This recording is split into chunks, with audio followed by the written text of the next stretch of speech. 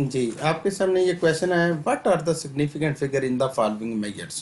Part A लिखने लगा हूँ, 1.009 मीटर।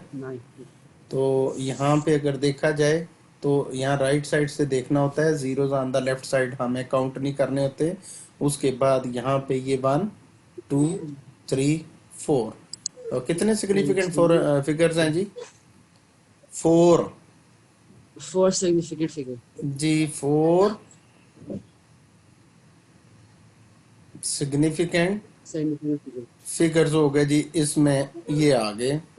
Part B 0.00450 kilograms. इसके अंदर अगर देखा जाए तो zeros on the left side count नहीं होते। उसके बाद ये 1 2 जीरोज सेंटर वाले और राइट साइड वाले सारे काउंट होते हैं। तो कितने सिग्निफिकेंट फिगर हो गए जी इसमें? 3। Three significant figures. जी, 3 सिग्निफिकेंट फिगर्स हो गए। नेक्स्ट हमारे पास पार्ट सी आ गया।